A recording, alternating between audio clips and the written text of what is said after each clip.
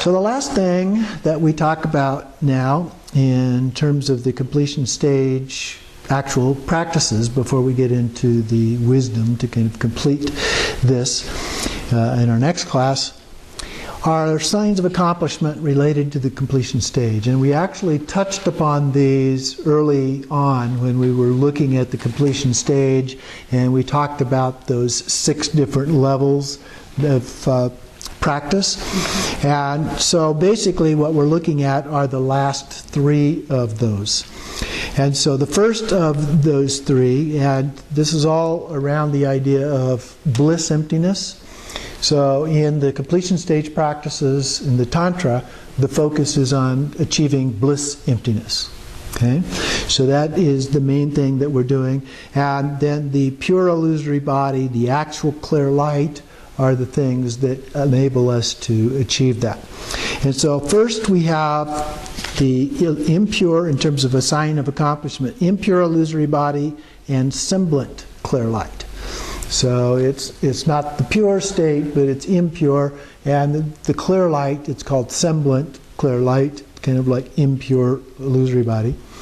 So through the illusory body and clear light practices, we begin to refine that impure illusory body and the experiences of semblant clear light. The second level is pure illusory body and actual clear light.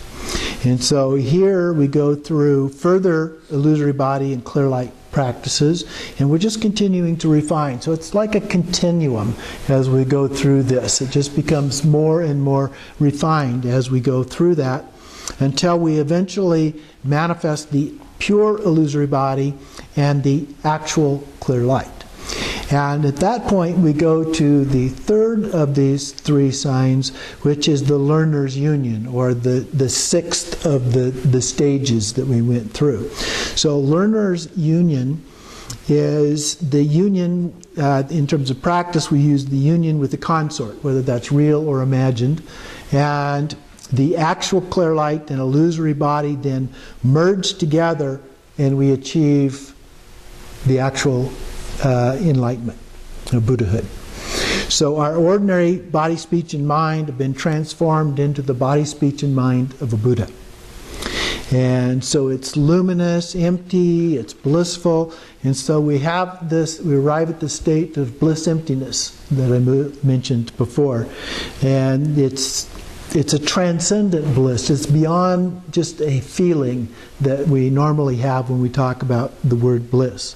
It's a sense of stillness, a deep inner peace, an experience of emptiness, or an experience of innate happiness. And so in the state there is no either attachment or aversion associated with it. You're just in this state and abide in that state. So those are some signs of accomplishment with doing the completion stage practices.